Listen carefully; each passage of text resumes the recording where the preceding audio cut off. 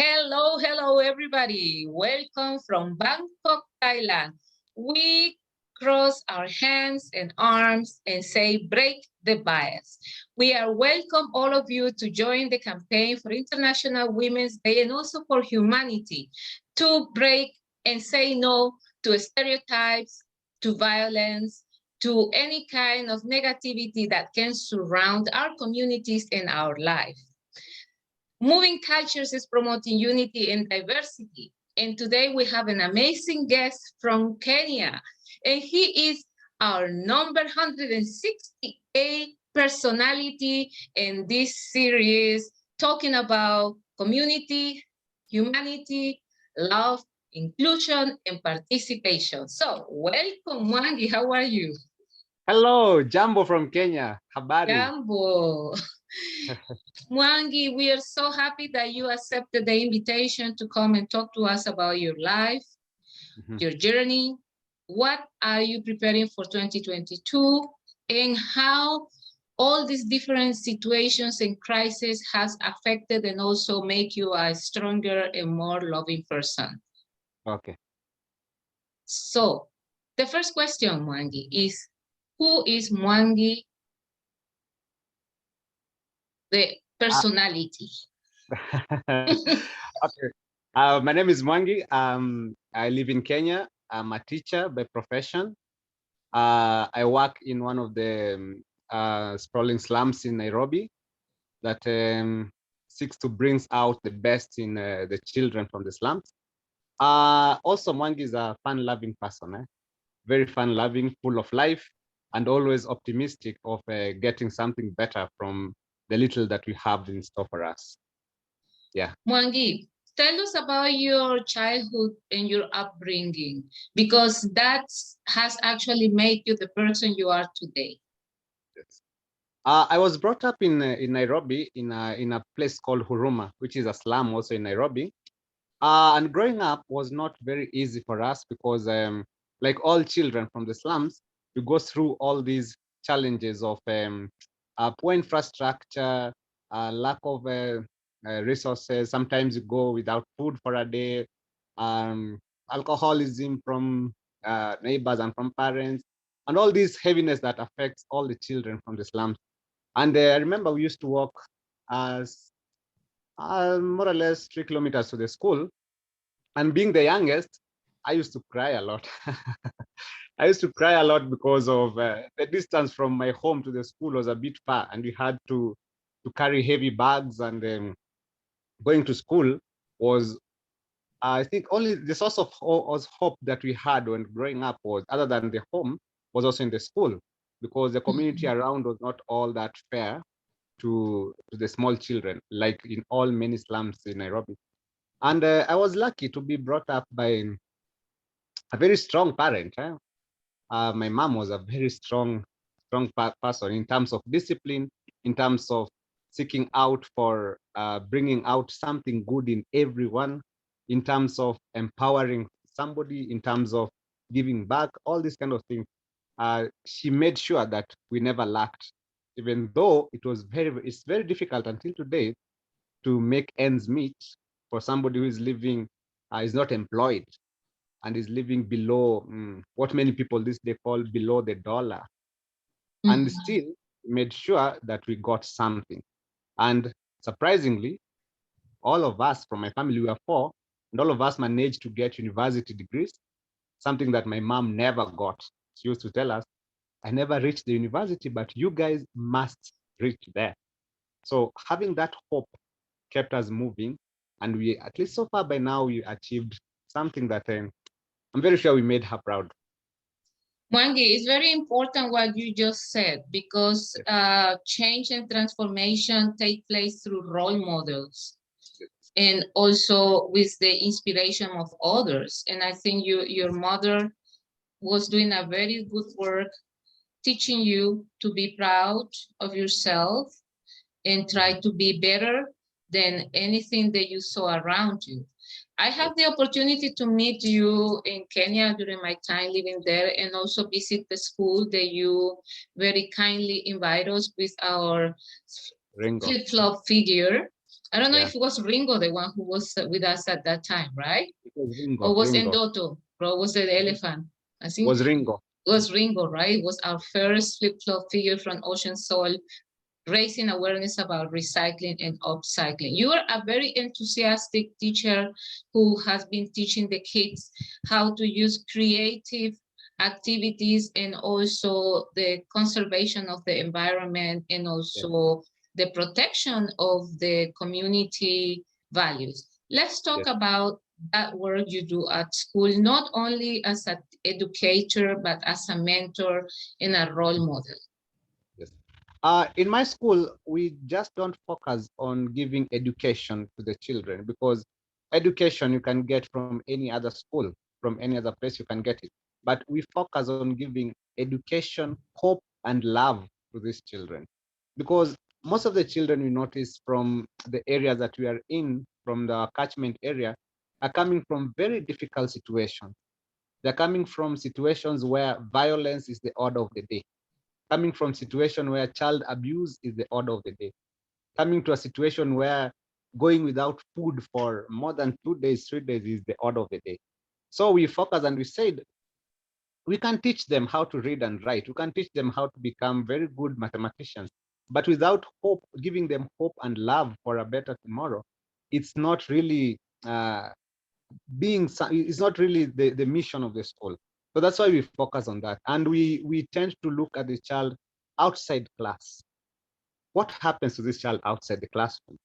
He comes to the classroom in the morning, yes, we teach him all these basic education skills, yes. But outside the classroom, how is his life? What does he gain from whatever we give him in the school in terms of the curriculum we study? What is the impact of us in him or her after he's gone home? And now this is where we come in to do something like mentorship, to do something like we call it big brother syndrome, whereby the teacher is not just a teacher in class. We are also their second parent, their brothers, their sisters, their source of consolation and comfort. So we try and teach them all these. We can inculcate the values of, like you said, recycling, being creative, being innovative, being somebody who can use the little that the environment has created, has given him, to bring out something good. Because we've noticed that these our children in the school, they are very gifted, they're very talented, they have that push to do something. But just giving them the basic education does not really reach up to this. So that is how we as a school try and go outside outside the classroom setup, to try and merge this child with whatever we are teaching to the daily life in the school. We don't remove the children from the environment until we are sure that they've gained something, such that when they go, they'll come back and be the voices in these areas that they're coming from. Yeah. Mwangi, what can you tell us about the impact of the health crisis with the pandemic and the mental health issues that the kids and the professors and families are facing? What can you tell us about that? I'll start with a small story that really disturbed me. When the pandemic hit us, we were asked to close the school, and one of the children asked us, um, mm, let me say in Kiswahili, then I'll translate. He asked, mwalimu, tunafunga shule twende tukakufe, which means, mwalimu, we are closing the school for us to go and die. So they thought, they see, because to them the school and the presence of teachers and people who love them is what they only have. So the idea of closing the school and going home was to them going home to die. And sadly, one of them lost his life because he was on lifelong medication. And when we closed school, he was taken to the rural area, whereby he didn't get really this attention that he used to get You need when he it. was in the rural. Yeah, so he lost his life. So So the sorry. pandemic really hit, because some of these children, like I said, they're coming from single parents, and their parents got laid off from work. Mm-hmm. So the little salary they used to get was now cut off. So also from the school, also the food that we used to give them, now we could not give them every day because the school is out of bounds. And it cost them so much, I can say so much mental uneasiness, because some of them even used to come to school, though the school was closed, just to see how is the situation. And Mm-hmm. I remember we used to say, it's better we die of corona than hunger. It's because people really used to go long ways to go and to get somewhere where they could get food, where we could get donations, like from the church groups, from the NGOs that were giving food. It became like that because we used to go very far to get this kind of Mm-hmm. little donations, because now whatever you used to get, which was not um, very much, now is not coming. So Mm-hmm. some of these children really they went down to themselves. Some of them engaged into drugs because now they are Mm-hmm. free to the areas roaming around. Because I remember the government told us to be using internet services to teach the children, and internet services is not Available for practical. everybody. It's not practical in the area that I am in, because even their parents don't have smartphones. So Mm-hmm. so the children missed out on so much. So now they became some of them went into little child labor, selling things on their way, little things on the roadside, just to support their parents also. So it affected so much. Also for us, the teachers, because if a child is affected, also the teacher becomes so much affected. Because now you Okay. could get even phone calls asking you, when are you opening school? What are we supposed to do? What are we doing next? How are you going to handle this? And children expect teachers to have all Solutions. answers to anything they ask. But yeah, Wangi, so it was a bit heavy. is the school already taking classes on regular basis, or you still on a hybrid system? No, no, no. We are taking the classes on a regular basis.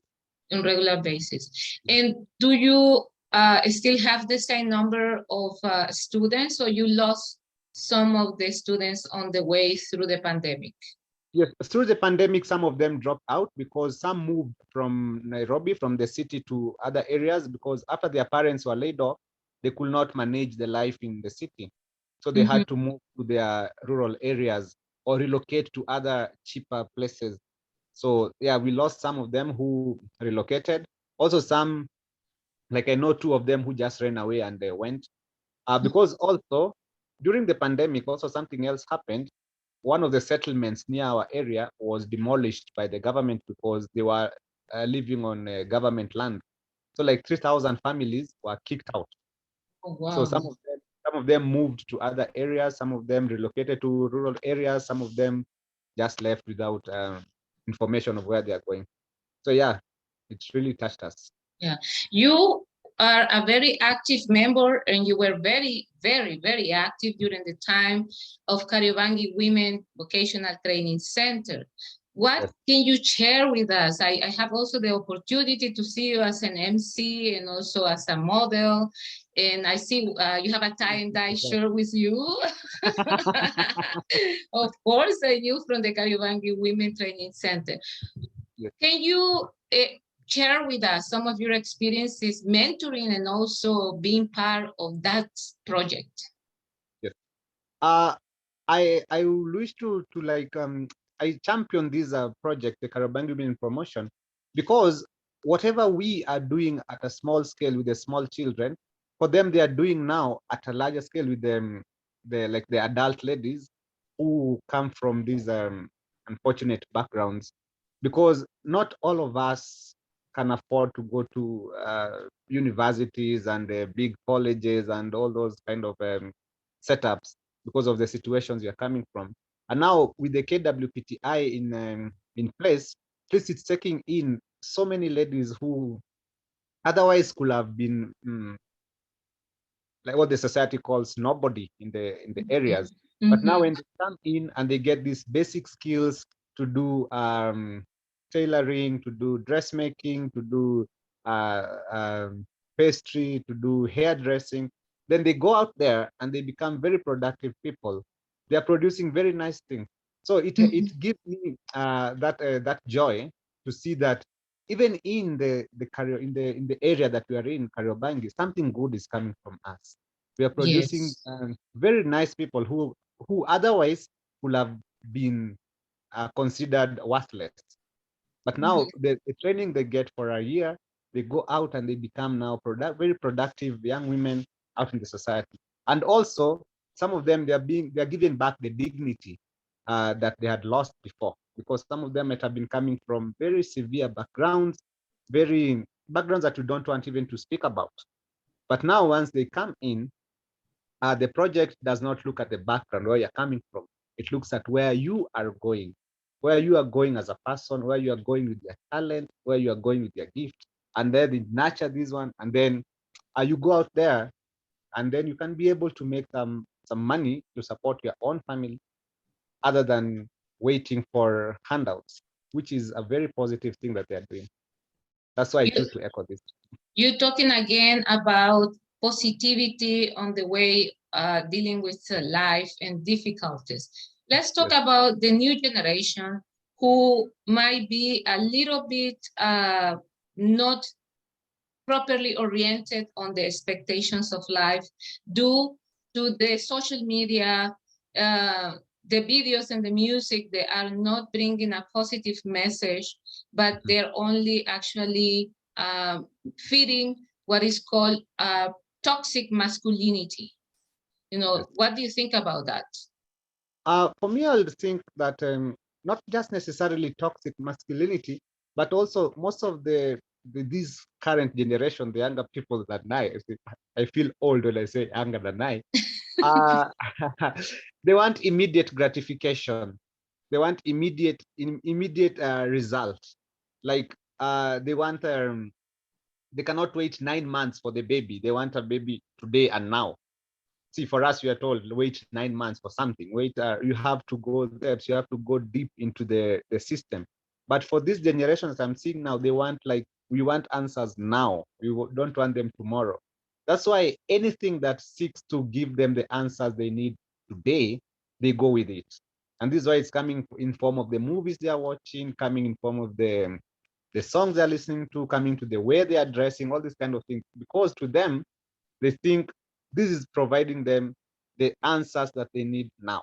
Because if you listen to some messages of this music, it's telling them what they need to hear, which is not really the reality on the ground. Because for us, we can tell you, for you to know how to read and write, you need to stay a year in the school. But now somebody else will come in form of a movie and tell you, for you to know how to read and write, you need to do ABCD, which is not really on the ground, the reality. And now you see, they go with that. And this is what really is affecting some of them. And then it is what also it is putting into them this idea of the superiority that we are superior than you because you need to work hard. For us, we need to just get the answers right now. So that sense of getting immediate gratification is what really is more or less destroying the generation that we are in now. They Yeah. don't want to think outside the immediate answers thing. Yeah. And we are practically talking about what is called the commercial sector. Now Mhm. let's move to the traditional Kenyan African environment that is Mhm. so rich in different aspects, like the visual part, the traditional dances, music, Yes. costumes, storytelling, also talking about health practices that come from a very ancestral background. Let's talk about Kenya and that beautiful side of life and history, legacy, and ancestrality that you possess. Uh, as you've said, Kenya is diverse. We are like 42 registered tribes. So we're still here waiting for Mwangi. You were talking Uh, about the 42 registered yes, known. tribes. We said known because some of them might be unknown. Some of them might be very small. Mhm. And now, we in Nairobi, because Nairobi is a metropolis, is the capital city, and we are lucky because here in Nairobi we have at least more or less all the 42 tribes living here. So there is that act of we learning from each other. as compared to guys in the rural areas. And yes, like you said, Kenya is very rich in different cultures, different traditions, different practices, different songs. Like the language I speak in my school, in the staff of like 12, only two of us speak my language. All the other people don't speak my tribe. So we, it can be very challenging when you're speaking all these kind of things. And normally now what I've seen is the young children, the small children, the young generation don't have these, what I have. Some of them cannot speak their languages very well because being brought up in Nairobi, what they know more is English, Swahili, and Sheng. Sheng is a mixture of English and Kiswahili. Swahili. So yeah, so speaking their traditional language is a bit is not easy. It is a plus in one way, also it is a negative in one way. It is a positive because we've seen what tribal setup has put Kenya into, tribalism and all this kind of ethnicity, negative ethnicity. So when a child is free to express himself in English and Kiswahili, he does not really look at where you are coming from as in terms of the language you are speaking. Also now it's a negative because we are losing our culture, we are losing our our roots. We don't know how to say how are you in my language. I can speak very good English, but I cannot speak very good Kikuyu, which is father to me in Kikuyu, and I'll respond in Kiswahili because I've been brought up in Nairobi where Kiswahili is. But looking at the Africanism, the culture that has been put, because it has taught us so much. It has taught us like the essence of respect. Some of these things come by default. We respect without question. Like the sense of respecting the adult, it just comes by default. I normally ask myself sometimes, why do I respect some people? And say, it just came. I don't know from. Yeah, So and it's from where we are trained, how we were brought up, how we were taught these kind of things, and in the rural areas, it's easy. It's easy to attach yourself to the tribes, to the culture, to the practices of the people, because in the rural area, it's these people, like my people, living in one village. But in Nairobi, we have the Nairobism, the Nairobi culture, where is a mixture of everything. I can speak like three dialects because of just living in Nairobi. I've learned to speak three different dialects from these communities because it is the people I interact with. So if I speak my dialect, I can speak somebody else's dialect, and I can speak that. So it is bringing up this kind of thing.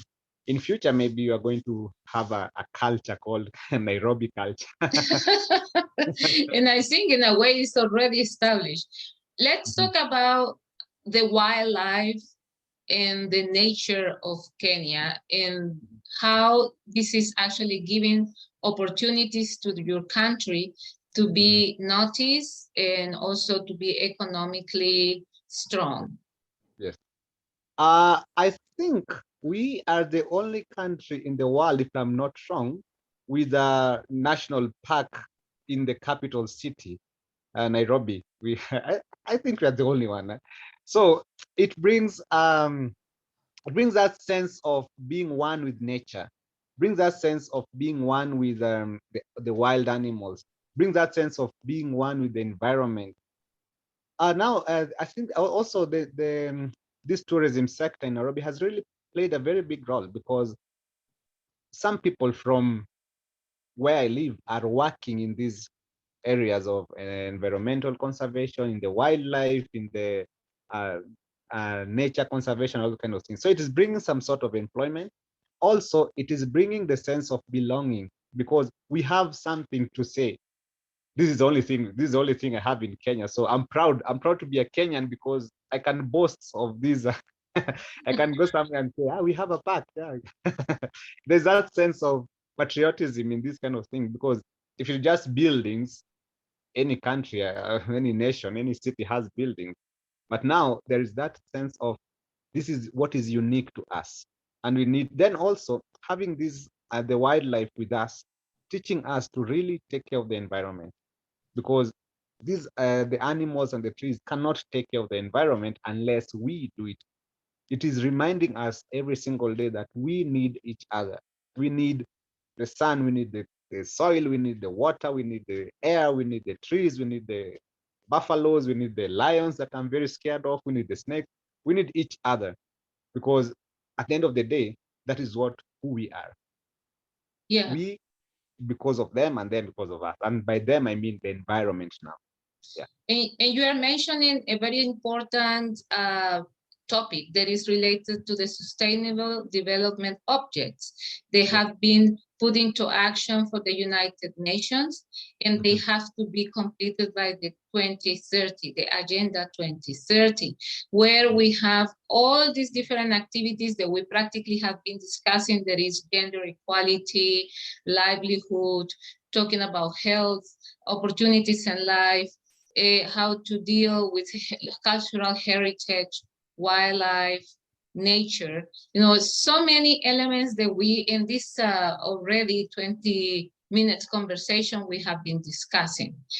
Are you in a way engaged in activities for the Agenda 2030 with the kids? I know you do it because it's part of your curriculum to go through workshops and specific creative activities, but have you done something specific on this area?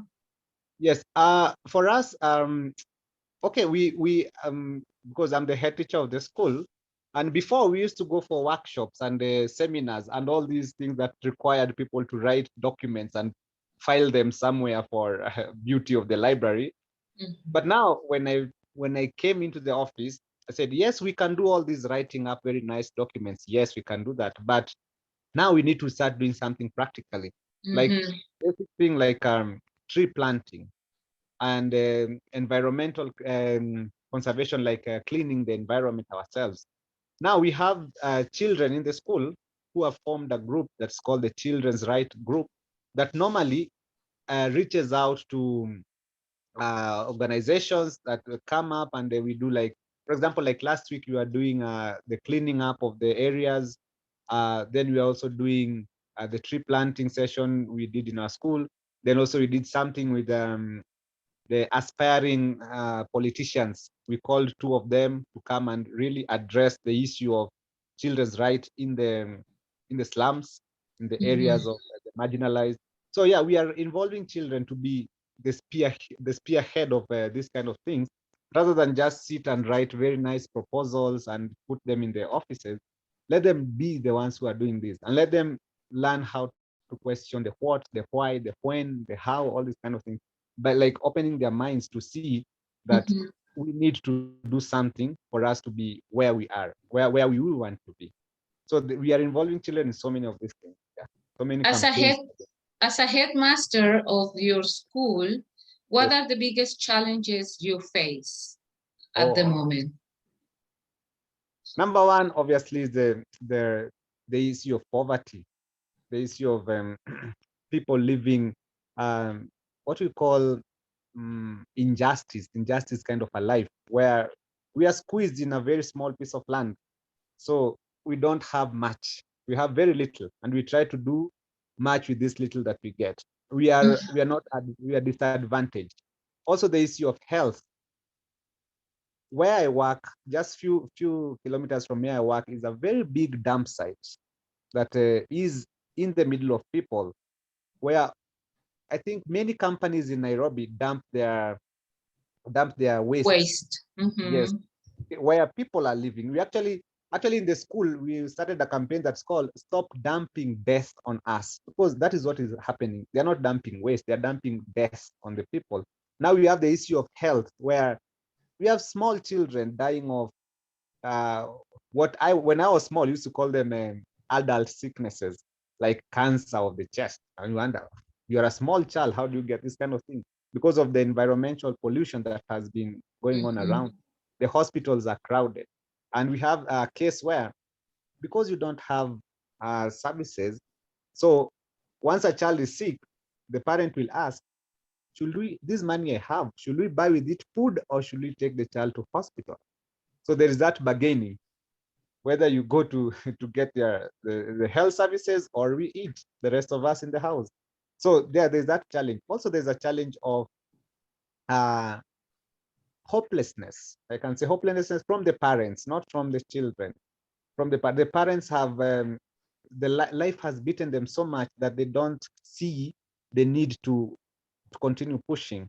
And this affects the child, because now the child will look and ask you, why am I coming to school?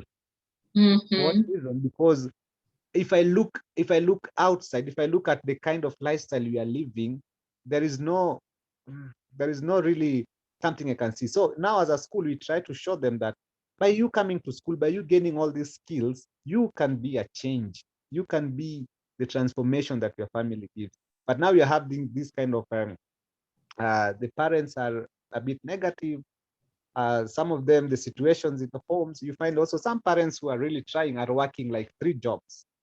So the children are perpetual. You have a parent, but you're living like an orphan because you rarely see your parent. So we are struggling to make ends meet. Also, there's the use of the issue of drug abuse, drug and substance abuse, because uh, due to these what you can say, depression and stress and all these kind of things, so many people have engaged into drug and substance abuse. The commercial sex workers, uh, insecurity, uh, gangs, organized gangs, and those kind of things. So, yeah, some of these are very heavy challenges that we face, but we try to live with them and try to eliminate one by one. Yeah, Mwangi, I have to congratulate you because you are like the light at the end of the tunnel for a lot of your thank you students, so much. Thank and I you. know you, and I know that you really do things from the bottom of your heart. You Thank love you. humanity, and Thank you. I really celebrate that you promote unity and diversity. We Thank you. already reached the 30 minutes, and we will be very happy if you can send a message to the society on this regard. My parting shot will come from a quote I read sometimes back when I was in high school, where we said, if you educate one single woman, you transform a whole community. So, yes, we can change this community that we have. We can change the society through giving people the education, and not just reading books, not knowing just how to read, but also how to apply what we've read. And when you become brother's keeper, when you become we because of you, it really helps us to build a better nation, because we cannot do this alone. I cannot do this alone. I need you. You need me. You need me to tell you you look nice, and I need you to tell me, hey, Mwangi, you look nice in that shirt. So yeah, we need each other. We need to build each other. We need to stop this hatred that is coming from backgrounds or status quo or gender discrimination, or like people living disability, people living with their HIV, all these kind of things, the ones we call accidentals. We need to look away from them and start looking at a human being from the perspective of a human being, the human person in him, and we try to build out the good that we see in each one of them. Just look at me, see the good in me, and bring it out. Thank you. And Asante sana. let's break the bias and let's stop discrimination, injustice, Kabisa, stereotypes, and all kabisa, negativity, kabisa, and look, like you say, for a brighter future. kabisa. Mwangi, thank you from the bottom of my Asante, heart, and looking asante, forward to continue our conversations in the near future. Thank you. asante sana. Thank you Thank so you. much. Asante sana. Kwaheri. Asante. Watu wote ni sawa. Asante.